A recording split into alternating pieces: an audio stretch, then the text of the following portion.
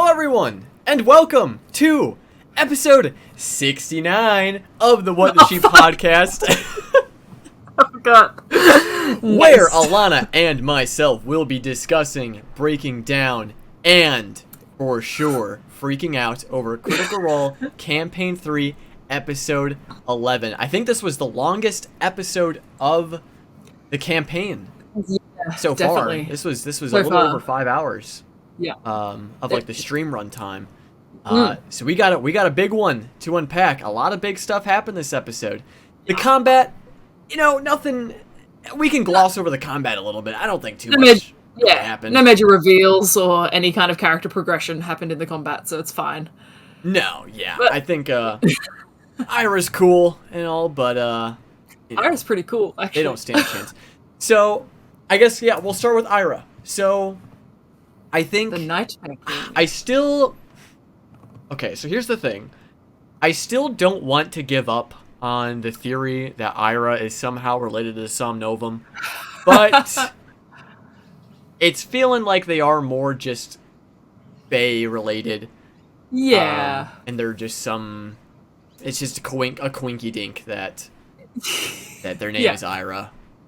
Yeah, and I think we got their last name too. It was like Wendigoth. Yeah, something like that. Wendigoth, yeah.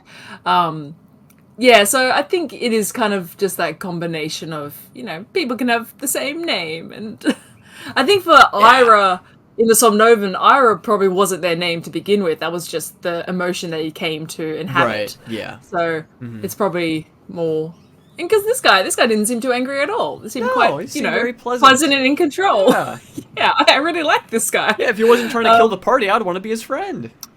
I theorize that he may come back later as an ally. Like, it's a really kind of neat character. We don't really know what they were trying to do. Yeah. So I mean, we kind of know. Yeah, I like the idea that they're seemingly just like, hey, I got hired for a job, I'm doing my job, and it's like, well, this is going on, I'm out. They seem to have no ill will really towards the party. It was just kind of like, hey, you gotta do what you gotta do, I gotta do what I gotta do. It's all good. But can we talk I see your thinking face. Can we talk about how Ira knows the Callaways? Or knows of them? Yeah. What's going on there? It's just that it's slowly pushing us further to an eventual Feywild adventure, and I'm so excited. I am very excited for that. I think Fern has said that, like, the Callaways are well known, or at least, her grandmother alone has a lot of respect. But there's also weird stuff with her parents that we got from EXU. Mm-hmm. There's some kind of, disconnect with her parents, or her parents were exiled, or something along those lines. So there is something significant about her name and about her, I don't know, maybe her station within the Feywild, which is really exciting. And seemingly that he held off his attack, like the Nightmare King was like, well, I'm out of respect, I guess, or out of kind of mutual understanding, I'm going to leave, like, we'll leave it on these terms, sort of thing. Which is really cool and spooky, and I'm all for it. I'm excited for more Feywild stuff. Which is also interesting because, so it seems like, I mean, we know that Fae, their moral compass is pretty, chaotic. And while Ira may not hold any ill will towards the party, it still seems like they're not averse to, maliciously trying to harm them, maim them, impede them from moving further. Yeah. So what I'm wondering is, I wonder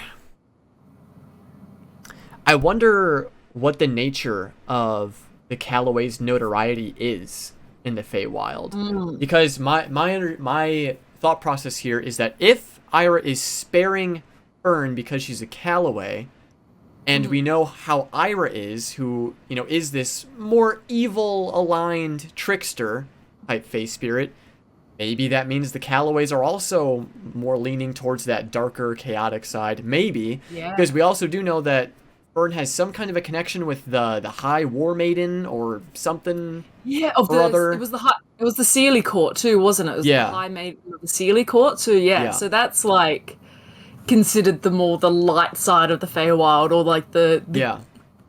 good, I guess. Still super fucked up, but like Yeah. the good side of the Feywild, the less evil side, objectively evil. We don't even know yet either if Nana Calloway is like even a fawn. Like I've always Yeah. had this fun headcanon that it's like a hag, that Nana Calloway is like some kind of hag or some kind of like witch, who's just like, it's Nana with quotation marks, which would be really cool. It does feel like it's pushing towards an eventual maybe Feywild connection, or just, a trip to the Feywild, perhaps. Let's go meet Nana Calloway. But I'm down. Honestly. not for a while, I don't think, because there's a lot yeah. of stuff happening. And it'd be interesting to see how Fern would even, because she did mention, like, I'll reach out to my grandmother and find out. It'd be interesting to see how she does that, if there is some kind of way she can travel or just send a message. Especially you could send a message to the Feywild. Yeah. The sending spell. No problem. It's exciting. It's just another thing on the list of things that could happen, which is going to be really cool. So then, because Adam is also saying in the chat that maybe the Calloways are akin to royalty, and Fern is like a Fey princess, and Ira knows, like, okay, yeah, I cannot be messing with a Calloway in this sense. I like that. But whatever the theories may be, it's still just interesting that the Calloways have that kind of a pull that Ira wouldn't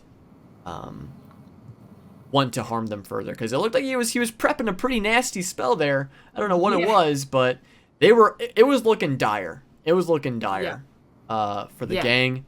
Because in that fight too, it was the Ira had legendary actions. And so clearly a legendary creature, which, it can be any kind of CR, but still a legendary creature.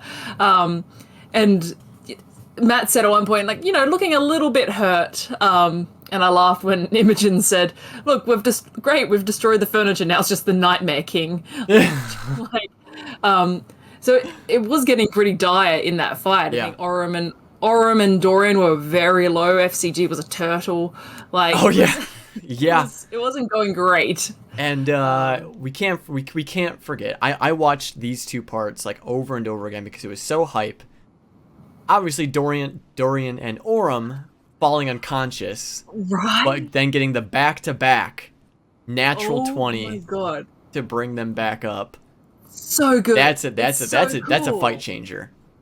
I love to Dorian getting their turn too was then just like, I'm just gonna like silently roll away with the FCG turtle. Yeah. That's so cool. Yeah. It's such a cool mechanic. And the fact that it happened twice, like, come on. Oh, I know.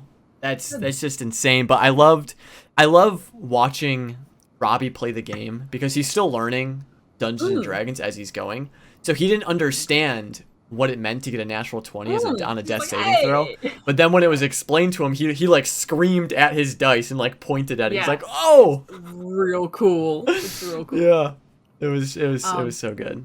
But no, it was a good fight because it's been a little while since there was combat. I think the last combat, like proper combat, was the mimic wall, right? I think so. Yeah, it's been a long time. It's been a long time, especially like in real life. It's been a long time. So it was nice just to have like a good, strong combat that also didn't go too long. Like it was only a couple of rounds. Yeah. And it felt like everyone was able to get some really cool stuff off. And we got Gurge joining the fight, which was really cool. We got Gurge. Yeah, I love the idea of like breaking Gurge out to help. That was really neat. Really good thinking on Dorian's part using Shatter. Yeah. And then nothing else happened in this fight. Yeah, there is nothing else.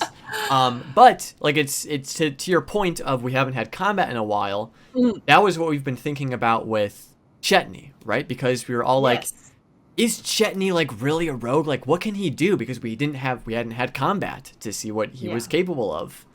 And well, we finally got our combat. Finally. And I like, yeah, I do like Travis saying, like, to the surprise of no one. yeah, Like, yeah. Yeah. It but I was good. It loved. was still good. Yes, It I was still loved good, yeah. the slow buildup of Chetney removing his clothes. Yeah. Well, at that point, I was like, okay, that's like Yeah. 99% confirmed. And then when he was making his attack, where he said he draws the chisel across his chest, I was like, okay, Yeah. okay, Yeah. It's really cool. yep. But then, oh, It's cool. It's just really it cool. was so When it's good. fun happened. It was so good. Like we I all knew it was going to Yeah. happen.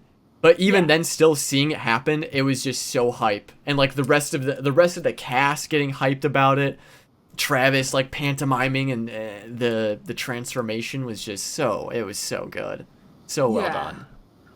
And yeah, the art of like this like white fur Yeah.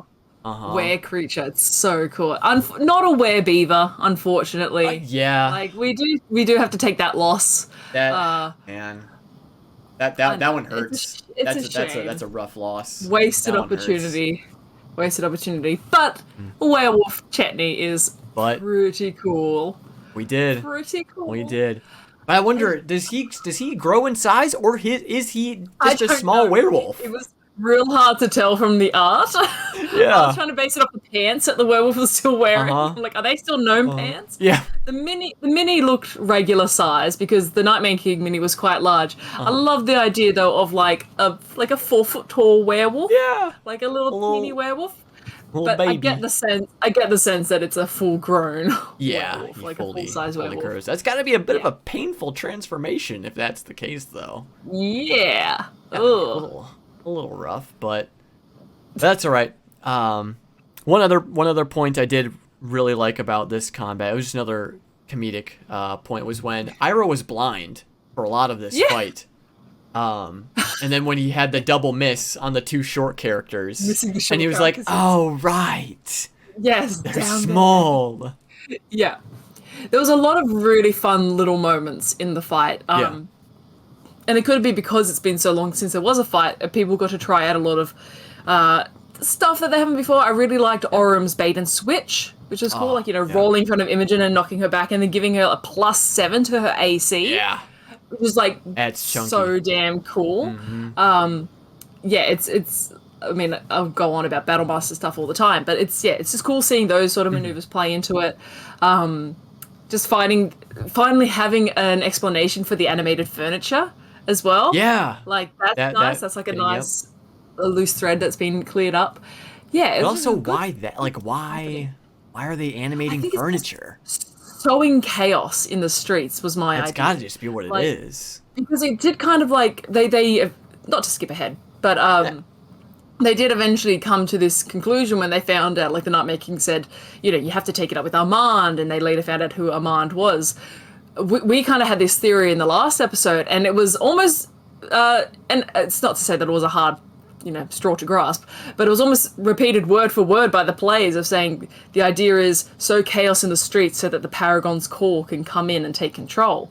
So it's really exciting to like have that validated, Yeah. but also to see that, it makes sense. Things going hectic in the city's out of control, things you can't control. There's ghosts in the building and furniture's come to life, and now there's werewolves everywhere. It's a really cool political arc storyline that is so infused with like magic and fables and that sort of thing. So I'm really keen on this being the plot point that they follow. Yeah, it's super interesting finally seeing all of these different story hooks be explained with all of this stuff. And so affably too. Like the Nightmare King was like, yeah, here's the answers you require. I have literally no stakes in this. I know. Like, take it up with my boss. Here's his name and address. But that makes for such an interesting character, because then it's like, okay, like you're kind of cool. I kind of like your vibes. But you're also trying to kill us. Yeah, it's like, oh no. Yeah. So no, it's really neat, and that's why I kind of want to see Ira come back eventually as even like some kind of ally aspect. I don't think I'd like to see them come back as another villain or another antagonist. I'd like them to be some kind of like either a neutral party or an ally, just because they're such a cool character.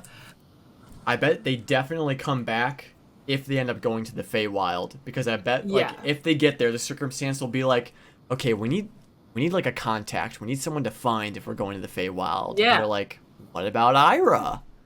I respect their hustle. I respect that they're an astute business person who's just like, like I'm nothing personal, just doing a job sort of thing. Like, it's a really cool character. I'm so trait. down for that. Yeah, and their design is just so cool. I mean, terrifying, but very, very cool. And that's the thing, because they are so terrifying to behold, and yet they're just like quite friendly, quite pleasant. Yeah.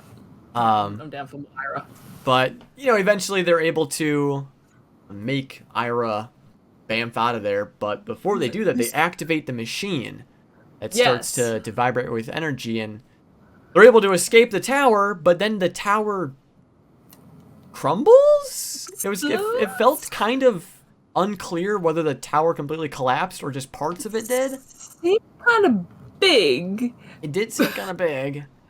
But they also seem kind of non-fussed by it. Yeah, so maybe it was like, I mean, it's so reminiscent of the towers in Zadash, right? Like, and then the collapse. And we're one episode away from, like, if this happened one episode later, it would have been the exact episode from Campaign 2 that would have happened. They seem kind of like non-phased by the fact that like, they've just had a part in destroying a major tower on a major spire. Yeah, I feel like that's gonna have some consequences. And the best part is again, they're looking rough. Like Dorian and Orym are at like 1 HP or low HP. Other of them are also hurt. And then they all go to the gondola or the the thing to be ferried across, and they're all looking hurt, and the guy's just like, so where are y'all coming from? Yeah, did you see that explosion? No. Yeah. Nope. I love how Ashton called them out, and then like we so clearly were there. Don't lie about it. Just say you're fleeing. Yeah. But I did like Dorian and FCG getting like Dorian had a bad night. Like the piece of flying rubble that came towards him, Dorian got absolutely flattened by it. Yeah. Knocked unconscious again. No, it was fun. I like that kind of escape from the city aspect of it. But they did feel a bit fumbled with the setting themselves up for failure later. Yeah. Which is, that's why we love them. But eventually they were able to find a bit of respite within the Spire by Fire Tavern, I think is where they ended up going. I think they or were they at the Weary Way? Oh, that one. The Weary Way? I think that's right. I think they did go there. Where we got some Gurge lore and their whole deal. Gurge, yeah. We got some Blood Hunter stuff. So they ran in Wildmount with the Claret Order, which we know the Tomb Takers. That's where they came from. Indeed. So that's pretty cool. But this is after the Tomb Takers' time. You'd imagine so, yeah. It's been about 10 years or so, they said. And it's... But who knows? I mean, it might be around the same time, because Gurge had a falling out with another group, the Gorgine, a few years ago. Yes. So we're about 10 years post Mighty Nine, correct? Is that right? Something like that, I think. Because I feel like, because Adam, where are we? When are we? Where are we? When are we in the timeline, Adam? When are we? I can't remember. But it could be possible. 7 years. Yeah. Then it's actually very possible that Gurge was around the time when Lucian was around there. Yeah, 100%. And then they splintered off to join the Gorgine when they were afflicted by the Lichen. Yeah, which sounds like the Lichen subset of the Claret Orders, or at the very least, they said it was like an intelligent pack of Lichens. Yeah. Thank you, Adam. So 100% possible. Did you get the sense? I was a bit confused though with Gurge saying they were initially a hunter, then they got afflicted, then they were found by the Claret Order. So it was. Is that how it was? I thought he was. I think he was a part of the Claret Order, Okay. then came afflicted, and then isolated himself and like self-banished Right. himself Right. from them. So that makes it seem think like the Claret Orders don't specialize in the in Lycan. the Lycan, aspect. Yeah. It's more the just the Hemocraft side of things. Mm-hmm. But then didn't he say that it was the fuck me? What are they called? the Gorgonae. The Gorgonae. I'm gonna remember it. Gorgonae. Didn't he say it was the Gorgonae that taught him Hemocraft? Yes, but I think he said like they specialize in what he has. Okay, well. Controlling the curse. Yes. Right. I watched this show. I could be wrong too. I could be wrong too. It was a chunky episode. There was a lot of information being thrown there's at a lot us. of lore being dropped. But I do love the concept of the Order of the Lycan. This idea that you can control the curse, you can suppress it, you can use it to your advantage. Because then when we get Chetney talking about, how he contracted the curse, and they're like, well, can this be cured? Is this something you would want to get cured? And he's like, well, I kind of like it. Like, it's kind of cool, actually. Yeah. Because you would think like someone who isn't straight up blood hunter doesn't have an order to back them up, which is in Chetney's case what's happening. They're just a lone werewolf with some Hemocraft abilities. You'd be like, well, remove curse is a 3rd level spell, but they're like, no, it's good. I like it. I can control it. Which is it's really neat, and it speaks to Chetney's character a bit too, about like the fact that without any official training, I guess, or detailed training, they're able to contain and maintain their curse, which is just cool. Yeah, and it seems like there's going to be a lot more to Chetney's backstory than just this affliction, because it sounds like, from what he was saying, he was chased out of Uthadurn due to something that happened between him and a previous employer. It seemed like they had a pretty big falling out. It just sounds like the Christmas episode. Oh yeah. I mean, there's probably inspiration for that. But I remember because I think it was in the same conversation of Chetney basically saying like, I want to hold on to this power because there's people that need to die. There's like loose ends that need to be tied up. So looks like Chetney's got some dark baggage stuff happening in their past. That's really cool. All this talk of Lycans too led to some fun conversations about the moons. Yeah. Too much. It's honestly too much at this point that Matt is giving away for us not to go feral about it. Okay. Yeah.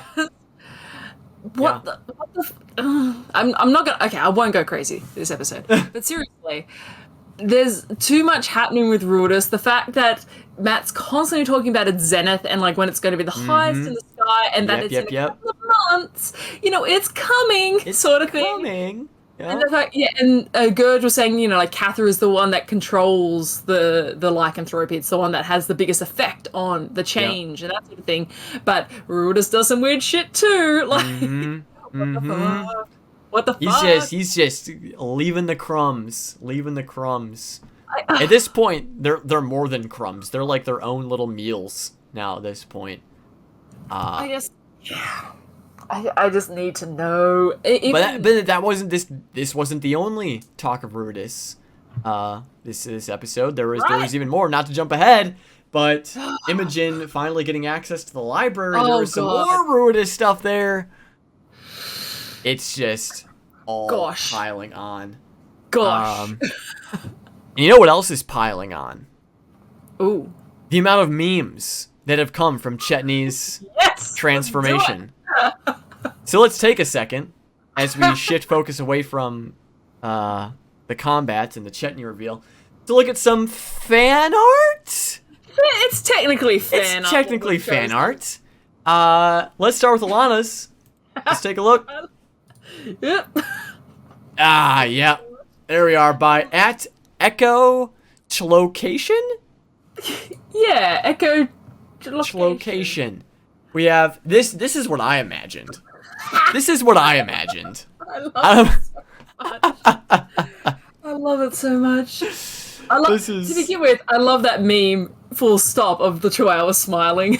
Oh yeah. Oh Added yeah. to it. That's so good. This Oh is my God. behold everyone.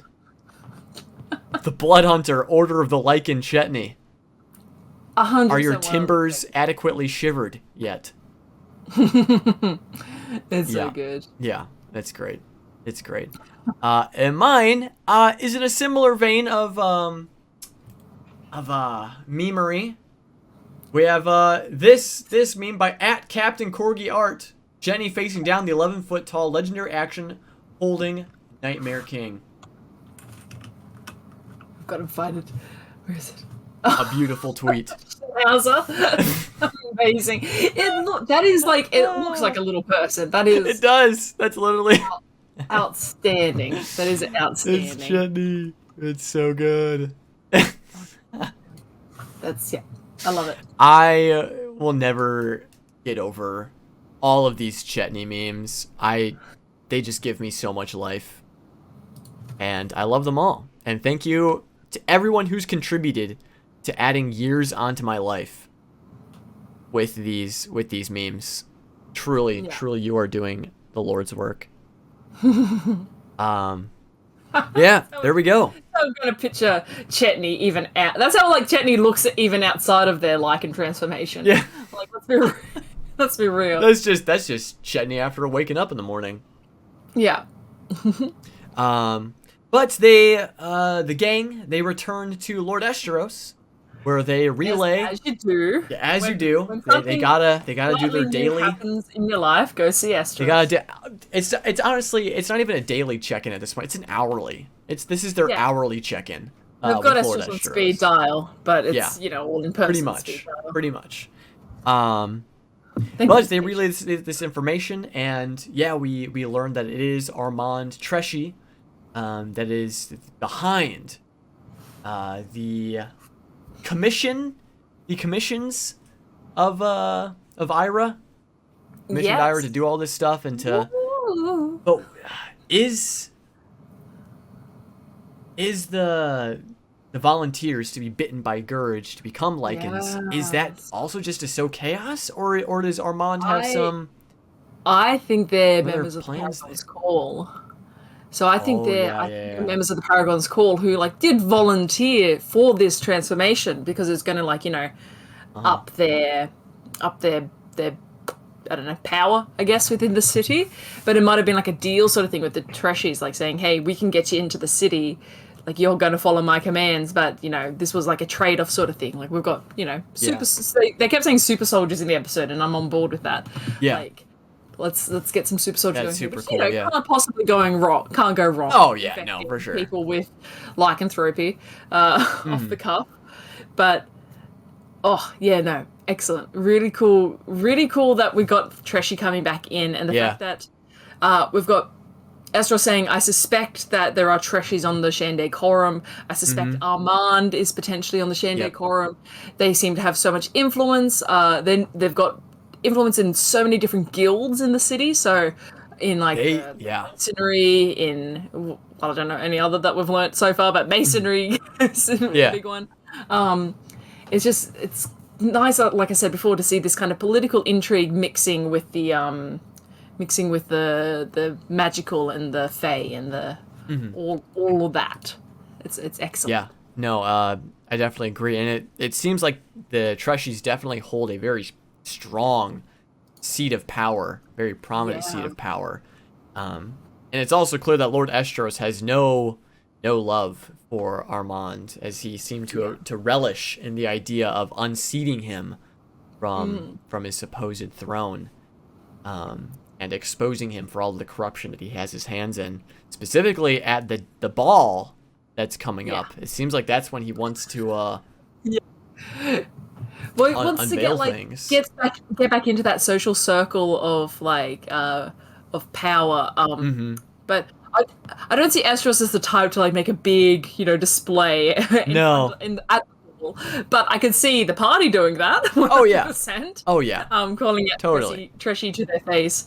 I do like the conversation a little later when they were talking about all the things they had to do. It might have been before this meeting, actually, but they're saying, what do we need to do? And God bless Sam having the list of things they need to do. But it was like, all right, the ball, why do we need to do the why? ball? And it's like, because there's a chance we could dress up. And that's like full stop it. There's a chance we could dress up. Which that is true. Do you need any more reason to dress up in D&D? Oh, yes. That's the goal, the dress up episode. Yep.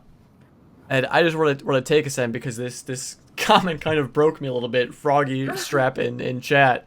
Enemies to lovers. Armin X Esteros. That's the new ship. That's the what's the ship name? Esterman? Mansteros. Either Esterman. I'm good for that one. Yeah, that's great. Yes, I can't wait for the sexual tension at the ball between Esteros and Armin. It's gonna be great. It's gonna be so great. But also in this meetup with, I guess 2 things. The first being, three things. Oh boy, 3 things. 3 things. So, Esteros gives Imogen the letter to get into the Starlight Conservatory, the library. Yes. The access there, so that's big. 2, not related to Lord Esteros, but FCG ate a platinum piece, and it did something to him. That's the thing, too. When they had their long rest, Sam was rolling. Instead of just, like, everyone, you D&D Beyond, you just do your long rest and it automatically fills you up. Sam was doing rolls during the long rest, so I don't know whether that was him doing a short rest, but I don't see why he would when he's got a long rest available to him. But I'm thinking maybe there is something to his way of regaining hit points, which isn't just rest. They do actually have to mend themselves. So maybe the rolling was that. Like, he had to roll to see how many hit points he regained, and there was that kind of conversation of maybe the quality of the metal influences the quality of the repair. So I like that. If that's sense, we don't know anything about this character yet, really, in terms of how they function. So yeah, I'm excited to see more of that, and for the eventual reveal that FCG was a real boy once, and exactly, situation. Or was a murder robot Terminator style.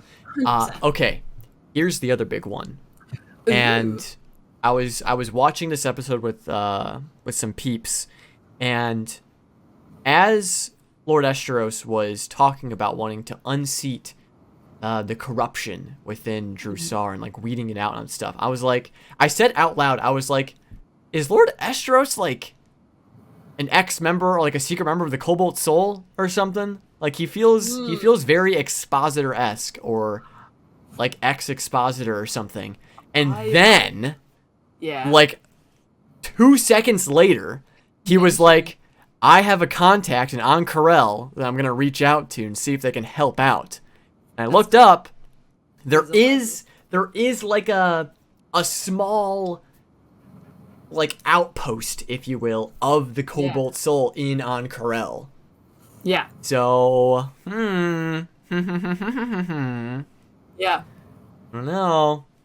I like the idea that they are linked to it. I was getting Grinner's vibes, but Cobalt Soul kind of fits more to their stature, I guess, in their prominence in society. That's cool. Yeah, I like that callback. And I was watching Marisha during that scene too, because she was smiling and kind of like nodding along, like, "Oh yeah, we're cool. Good callback to the Cobalt Soul." Yep. Yep. Yeah, that's really exciting. So that's just super like a really cool tie-in. The came between the Cobalt Soul and all that stuff. So really excited about how that's going to develop. What did he specifically say about that? Like, what was the thing he was going to reach out to them about?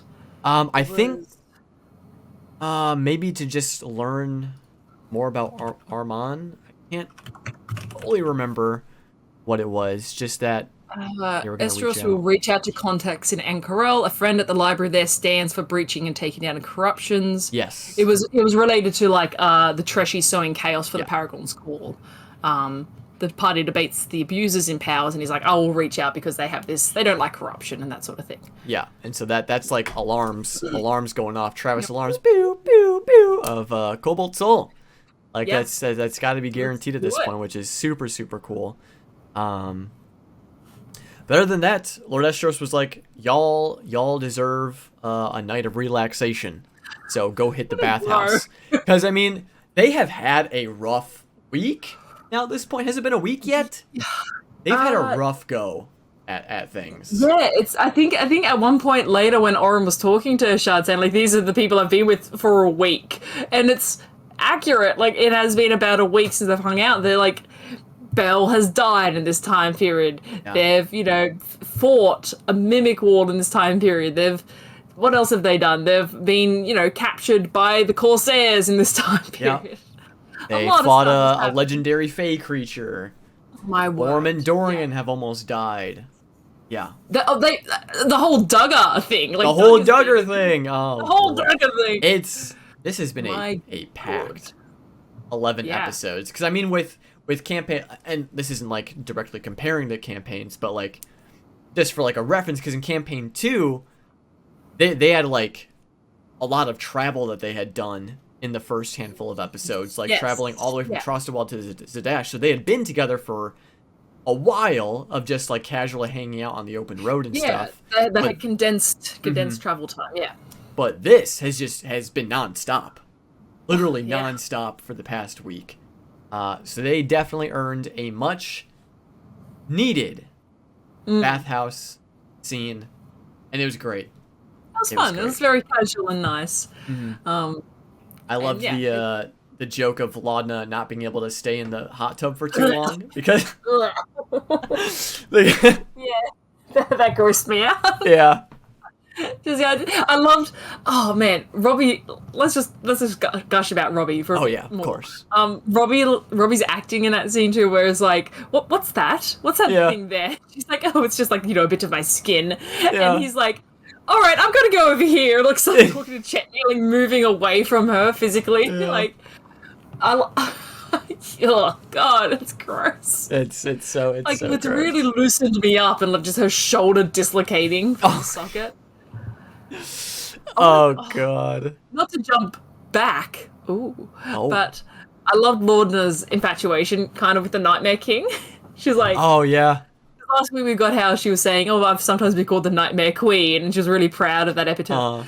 And throughout this fight, it's like, you know, emulating his actions and his appearance and just being like, oh my god, he's amazing. Yeah. So sweet. I love her penchant for creepy shit, but in a very, very positive and very fun, scary. Affirming way. It's fun, scary. She's fun, scary. She is fun, scary, and that's what we got to support our Nightmare Queen, 100%. 100%. But then I love the little moment of Chetney getting the massage. And Dorian like pep talking him through, like don't be afraid, just let it all out. Like if you cry, just let it happen. All those built up emotions. I felt like that was more than just, you know, the pain from the massage. I felt like that was Chetney just needing a cry. Yeah, it's probably been a while. It was a very quiet cry, and I was just like, oh, Chet, like, oh no. Yep. But no, that was really nice. I've been doing. He was gonna like transform during the fight, like during the massage, like it's gonna trigger him to transform. I've been doing some polls recently on my channel of just like favorite characters from campaign 3, favorite villains from different campaigns and stuff, and Chetney had a resounding majority for favorite character of campaign 3 so far. Following closely behind is Laudna and Imogen. Yeah. And they were like the definitive like top 3. And I don't even think it's because, like, Chetney's new, because, like, you know, say what you want, like, they came in halfway through of what we've got so far. But I think it's just, it's so different to any character Travis has kind of played, in the sense that, like, I was thinking about it the other day, like, because you had Grog right from the start, and, you know, low intelligence, very strong, that sort of thing. Then you had Ford, which is kind of a bit of a reverse, you know, not as strong but quite intelligent. So that was Travis playing to the opposite of the trope of Grog, which is, you know, excellent. And I was thinking about, you know, Ford's accent and how that was very natural for Travis. And then you get Chetney, who's just like the oddest accent for Travis, which he can do so well, which is incredible for this big guy. and just chaos in the way they act and respond to people, but perfect, like, old crotchety man chaos of, like, it just plays so well, especially with Dorian, because Dorian's trying to be so respectful, and at the same time it's just like, fuck you, I'm going to mess with you specifically. But then being able to show the tender moments, it's perfect character. I think that's why so many people have resonated with Chetney, just because they are this perfect mix of chaos and like sympathy for the character. And Travis also just plays a really good old person. It's great.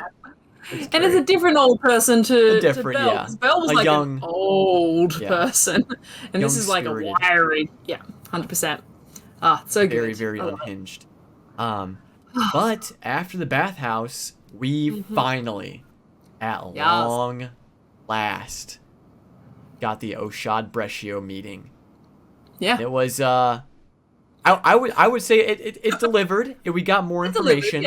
But a lot of it also was just stuff we already knew. It definitely wasn't a dead end. It wasn't a dead end. No. But it was kind of like, I think because when it first came up with Oshad Brescio, we were like, that's Travis's character. We were so in deep with like who this character was going to be. And just so much wild stuff has happened since we forgot about it for a long time. I remember last week we're just like, we're still going to see Oshad. Like, that's something we've completely forgotten about.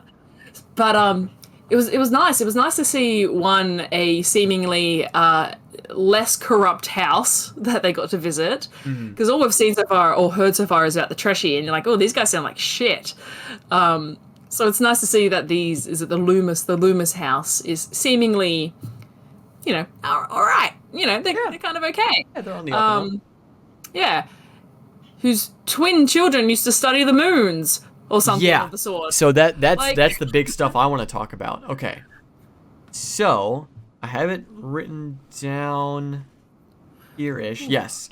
So Balin and Zalar were the Loomis twins. They're the... Yes. I might be mispronouncing those names. Yes, they studied the stars, and then they journeyed with Oshad to a scholar named Astandi in the Heartmoor, who like specialized, who was like an expert in the field of the stars and the all that stuff. It was on their way that they got ambushed and absolutely wrecked. So why did they target the Loomis twins?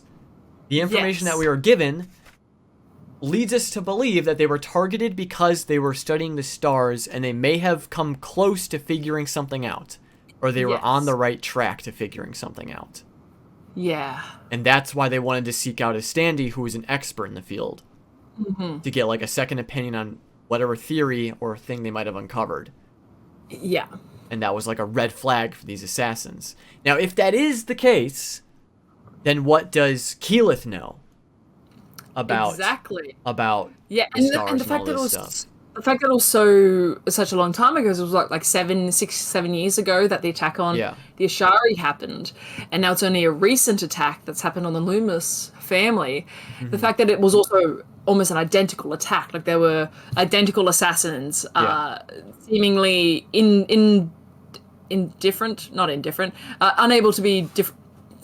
They were all the same, is what I'm trying to say. Yes. Like they were seemingly the same creature, like almost like clones or like simulacrums, which were talked about before with the Ublex idea. Not to speak weirdly about it. No, that's true, because Oshad was saying how he's never seen like assassins work in such unison before. Yeah. And so that lends to the theory of the Ublex, but then the hive mind, where it is just one creature or one being. Yeah. They just have these extensions of themselves, like shades or shadows, whatever they are.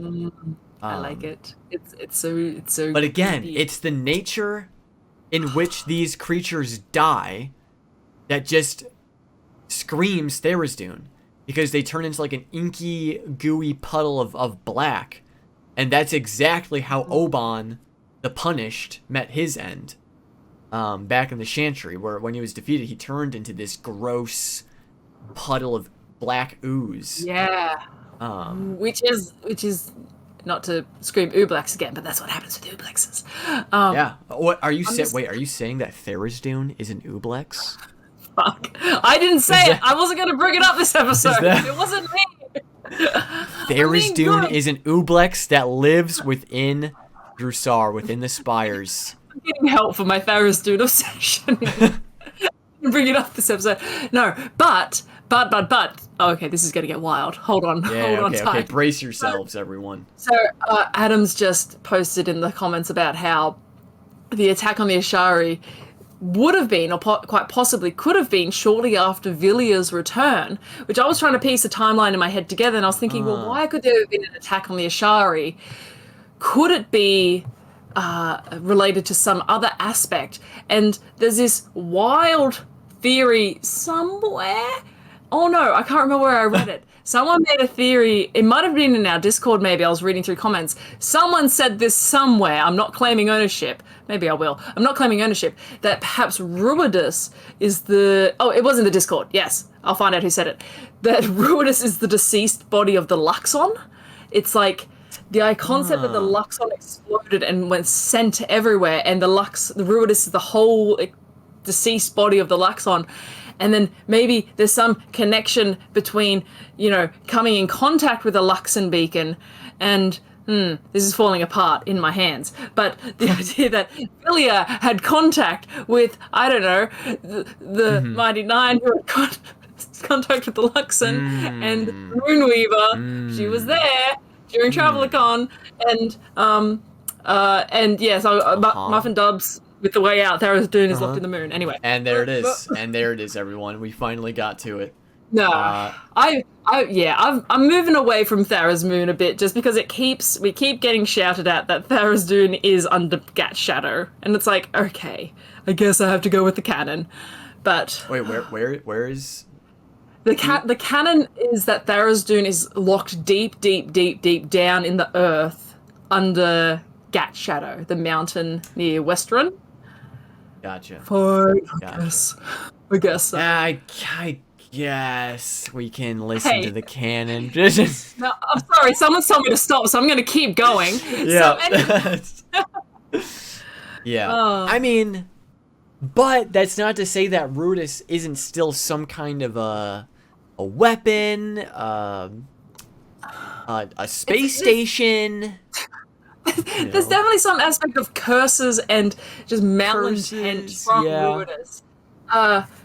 It can't be a celestial body. Surely it has to be something else. It has to be some device or creature or egg. Hey, you don't have to convince me, Alana. I am here. I am here for it.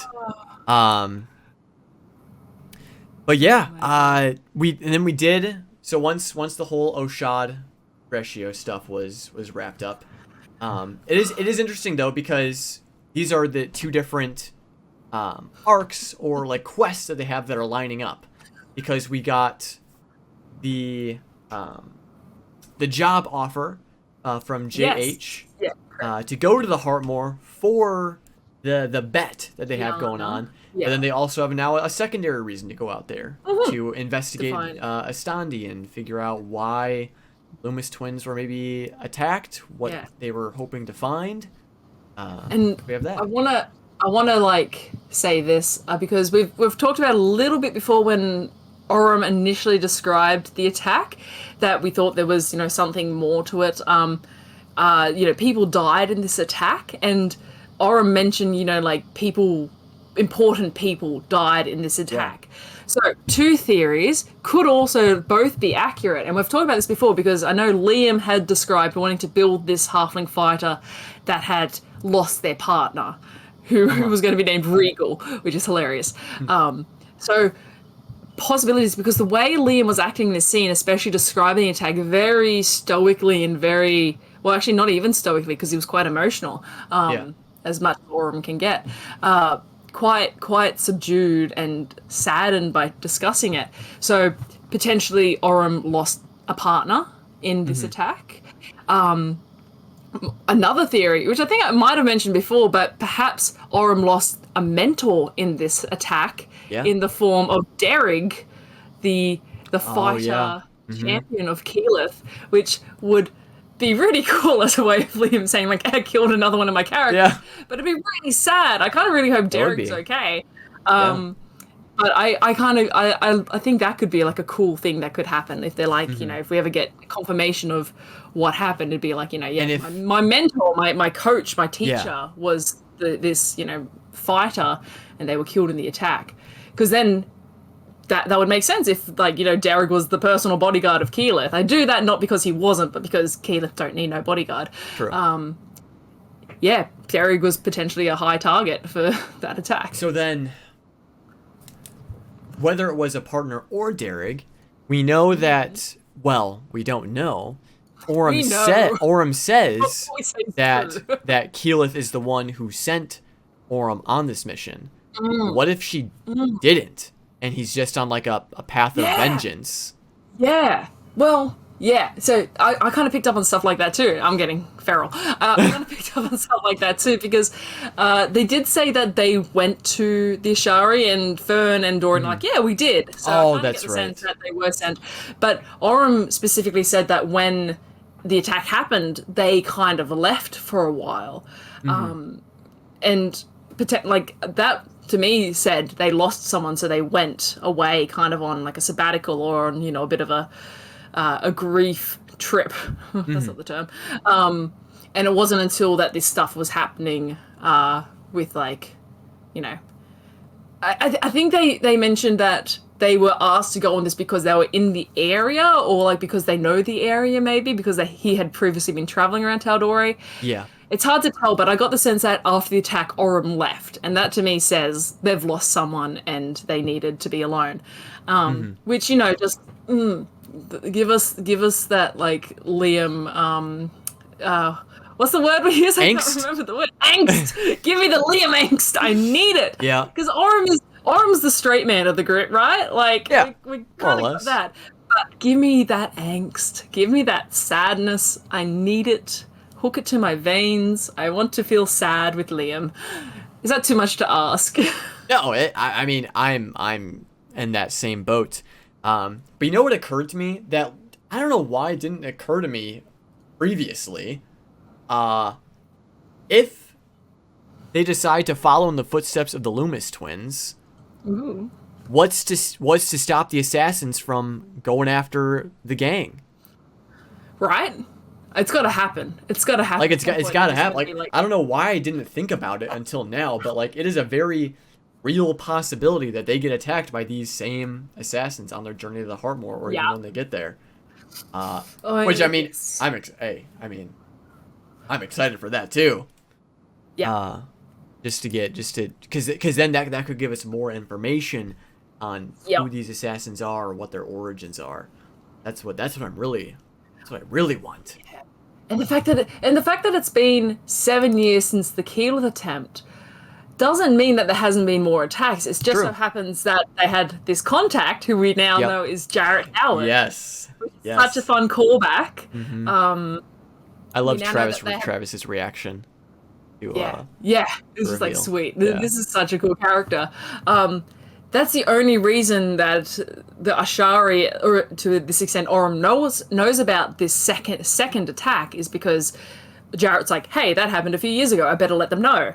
We don't know. There could have been hundreds is an exaggeration. There could have been many attacks in the time period between we just don't know about yet, because it hasn't made its way to the ears. And the fact that happened in Tal'Dorei, this happened in Marquette, could be happening anywhere. We don't know. We don't know. We know nothing. Yeah. And because, you know, what Adam is saying is the other leaders have been attacked, and we have to wonder, like, who's next? Like, are they going to attack the Lord and Lady of Whitestone next? Maybe. Are they going to hit the Cobalt Souls? Are they going to, like, well, we just don't know what their plan is, because, again, going back to attacking the Loomis twins, it seems like maybe part of their motivation is information control or something along those lines. Because it Could be a doesn't seem like partial they were going to motivation. get much out of killing the twins, because they just seem like scholars. They seemed like a fairly Yeah. innocuous family with with rich and powerful, but not like city control powerful. So Yeah. killing them had a purpose. And like you say, yeah, controlling the information or stopping the information from being shared is a really exciting idea. But then it's like, well, then what was the purpose of attacking Keyleth? Was that Right, just yeah. for controlling? Maybe it wasn't Keyleth that was the target. Maybe it was someone that knew more information about something Yeah. else. Like, we don't know. God, What if there's this so is like much. another kind of like angel, the Angel of Irons? Like, it's a sub cult thing that is. Oh. Sorry, I said I wasn't, but what if it's like another kind of like hidden cult that is being of some unknown force who we can't say, you know, like it could be stuff like that. I'm on board for this campaign just because it's there's so many cool concepts and theories to be had for this campaign. I'm excited, very excited. It's great. But even after all of this information we got, the episode still isn't over yet because we got Imogen. It was a very brief scene, but we did get. I think before that though, we had a little moment with Ashton returning to Gianna's place to say like, "Hey, we're going to accept the job." Oh yes. And met with that snooty kind of butler, which was a hilarious scene because that was great. That was great. Allison putting on his pomp voice, which is always a delight. But we had a very kind of little minor sneak peek potentially of a group name from them. Yeah. This is like, I'm here with the new nobodies, which I don't mind. I think that's kind of a cool name if that's what they stick with. Yeah. It's a cool name to begin with. I saw some people saying like, oh, it kind of just feels like Ashton's, renaming the group, like of his old group. But I kind of I feel like they make it their own thing, being the new nobodies, because much like the Mighty Nine, how when the gag was always they say we're the Mighty Nine, and they'd always like count to see how many were there. I'd be like, we're the new nobodies. It's like, what happened to the old nobodies? Yeah, what happened to the old ones? Yeah, or it's gonna be like, I've known you for like 3 years. You're not new. You're just the nobodies now. Like I see there being more gags to do with that name, which I'm excited for. That's a good point. It's a cool little name. I like it. I just want anything. I just want any kind of a name. I just want something to call them by. Yeah. But yes, so then we did get some Imogen in the library information. Yeah.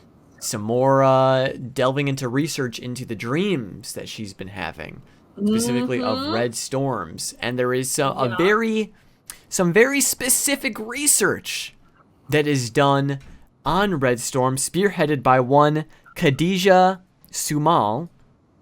Specifically researches these red storms and okay. Before we get to it, because the idea that this is like a common occurrence, common enough with cycles and ways for it to be acknowledged. But I think this is just a really good example of Matt being a great storyteller, because Imogen she didn't roll super great for investigations, but Matt still gave her something because it was very much like, you're not going to get any definitive answers from this, but you do find this one thing, which is kind of exactly what they were looking for, which was, of course, very exciting. Oh yeah. And it leads to so many more theories that we probably don't have I know, because it was tied to Rudis cycles and stuff. The list was of people that were afflicted with it and people that were actively researching it, and we don't know which one this name is connected to. Liliana Temmelt, Imogen's mother.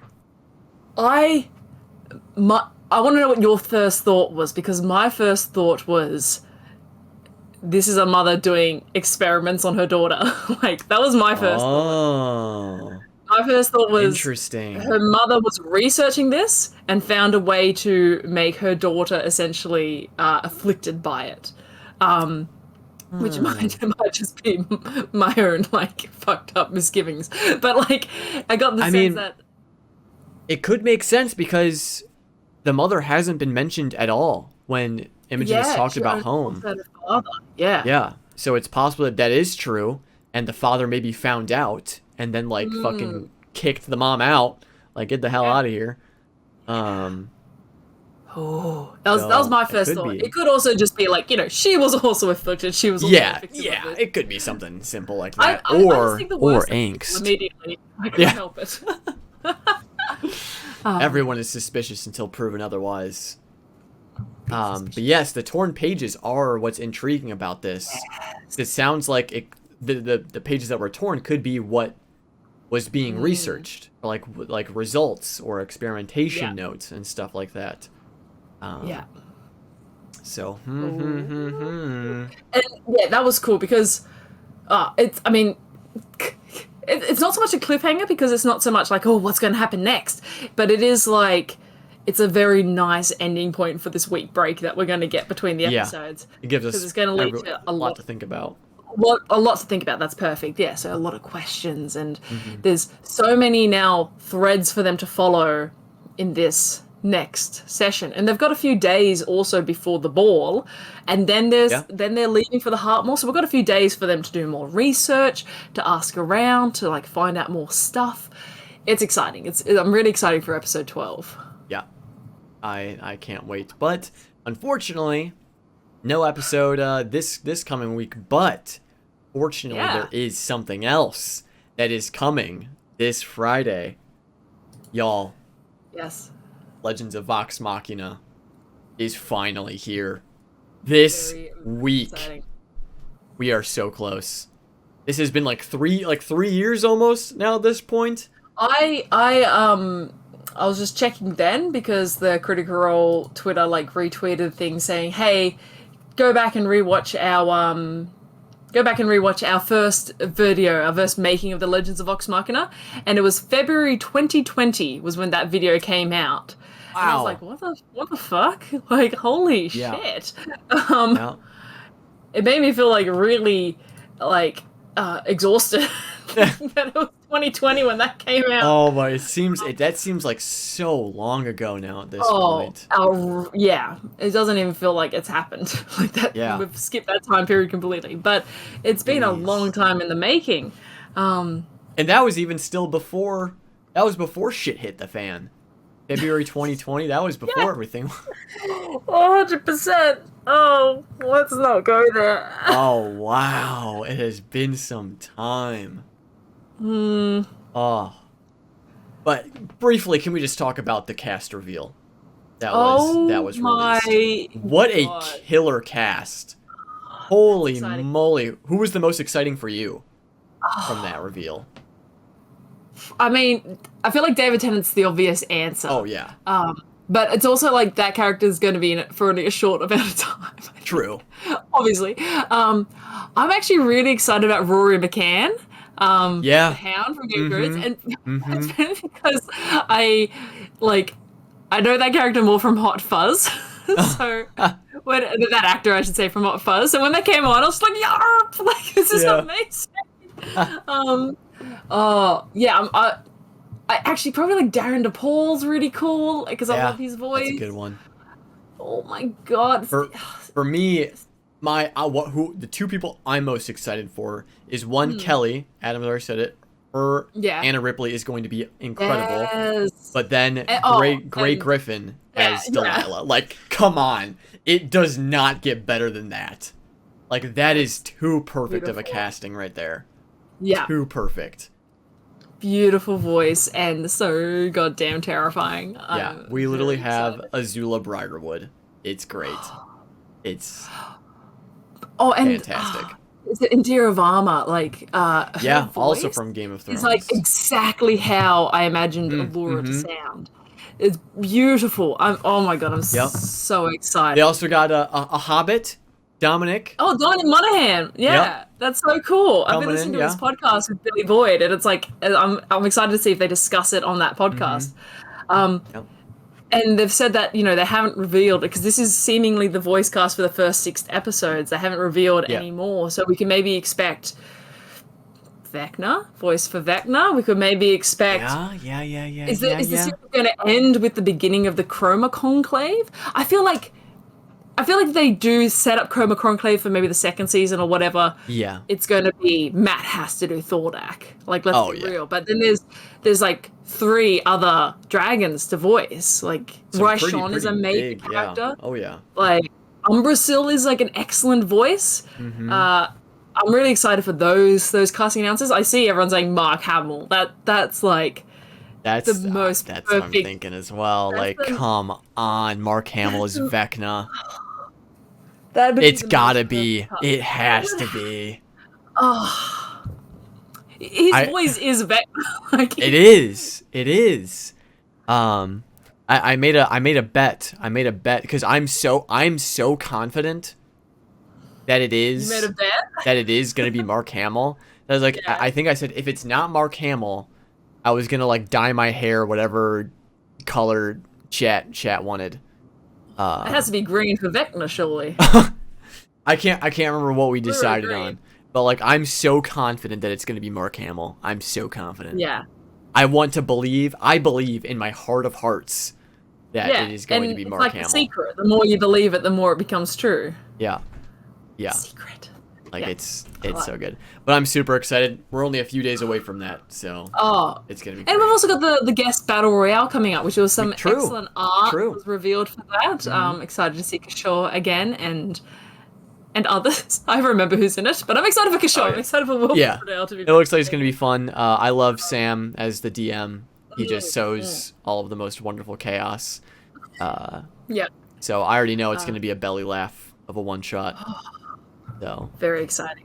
It's gonna be good. But you know what else is exciting? What else is exciting? We have some winners to announce. Is it time? Is it? Can I finally? Like, I think it's time. I think it's time. So I don't know if y'all remember. It's been a while.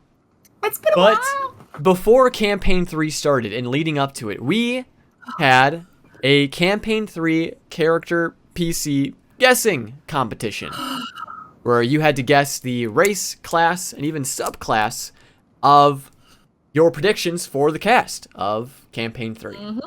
And we finally, at long last, were able to lock in the mainstay characters for the cast, which allowed us to find our winners. Full confirmation, finally. And I even had to go back and subtract points from everyone that guessed Rogue and reapply to Bloodhunter. But we have it. We have our 2 winners from the Discord and from the Twitters. Mm-hmm. And just as a quick reminder, these winners will be receiving $100 for the Critical Role store. But that's $100 USD. If you're like from like EU or something, it'll be converted to your, I don't know how that works. We'll figure it out. USD is probably like the most valuable anyway, right? So probably. I think euros is a bit more valuable. La-di-da, Europe. Yeah.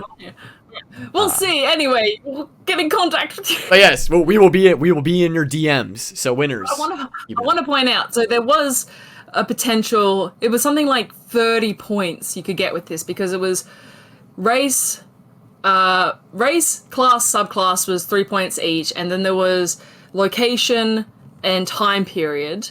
So add them all up. It was roughly about 30 possible points you could get. Both our winners got 7. So it was, which when it comes down to it, the variations and permutations and multiple, there was like 30 different choices you could make. So it was pretty impressive. Yeah, that they got this many correct. And I fairly certain both of them at least. I'll go through and I'm like, if you want to know your results too, if you voted any of them, just send me a message and I can let you know what you guessed and what kind of points you got. The most, I think at least each of them got a correct race, class and subclass total for one of the players each, which is really cool. That is cool. But yeah, it was pretty close.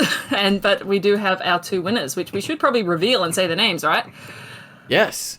I feel real quick. I feel like what probably tripped people a lot and what lost people a lot of points was the fact that we got Dorian, Fern, and Orem back. And of course, too, like Dorian wasn't included because we didn't know Robin was going to be here. Yeah. So very few people guessed like Halfling for Liam. and especially like very few people guessed fighter or druid for Ashley because they're like, oh well, they've done those. They're going to be different characters. Yeah. I still think the most popular guess that was correct was Sam as cleric. Was probably the most popular guess. Yeah, so that's pretty cool. But nice. If you want to do the Discord, I'll do the Twitter. Sure. Yes, of course. So we did have 2 guessing comps. We had one for the Cobalt Soul Discord. Actually, you might have to do both because I'd have to break. Okay. I have to break our cams. I have to break our cams to find. So the winner for the Discord, and we'll send a message out to you Yes. when you get this, because it might not be watching. The winner for the Discord, congratulations to Morgan. That is Mork on our Discord. Well done. Well done. Well done. You genius. Well done. You were welcomed Well done. into the writing room. These are the claps for you, Morgan. Well done. Which is excellent because Morgan is quite active on the Discord as well. We see them around so often. Well done, Morgan. And the winner for our Twitter poll, let me bring which excellent name by the way, is Pornstar by Day. So that's @by Pornstar. Congratulations, Pornstar. You are the winner for our Twitter guessing competition. Congratulations, Pawn Star by Day. Congratulations. Yep. We'll be sending a message out to you as well about how to get in contact you for your gift cards. Hey! Yeah. Very exciting. It was took a super while. fun and super stressful. Very stressful. Yeah, and huge shout outs to Alana for helping this along its way and putting together all the points. So Thank you for all the props to you people as well. constantly asking me about it. No, truly, like it was very much we were just waiting for that Travis confirmation. And Yeah. that fucker kept fucking us around. So We had to wait because then if we had stopped with Bertrand, then and then we had Chetney come out, and then if we stopped at Chetney being a rogue, then we'd be getting like angry DMs like, but he ended up being this, which means I would have actually won or something. So we just wanted to avoid all of that and really wait for final confirmation, and we got it. So there we go. Congratulations. Keep an eye out for the Campaign 4 guessing competition. Yes, that we'll be starting that up very soon. Yep, because it took us so long before. Yeah. So thanks to everyone who participated, and congratulations once again to the winners. It was really cool seeing like the stats. For all the guests, good bit of that fun. was really cool. Good bit of fun. Yeah. But I guess with all of that, is there anything else we want to talk about? Any thoughts, feelings, emotions about this episode or Legends of Vox Machina coming up? I mean, the hype levels are growing by the day. Too many emotions for that, honestly. Like, it's gonna... I'm very excited. I'm also trying to, like, to an extent, temper my expectations because I don't want to, like, go too hard, but it's hard not to. Yeah. It's a big deal. This is a big deal. Excited for it. Gonna gif a lot of it. It's gonna be good. Yep. If you haven't already, or you're not already a part of the Discord, be sure to join our Discord server. There is a link in the description of this live stream below. It'll also be there when we upload this on YouTube. But we are planning on doing a watch party the night of the release.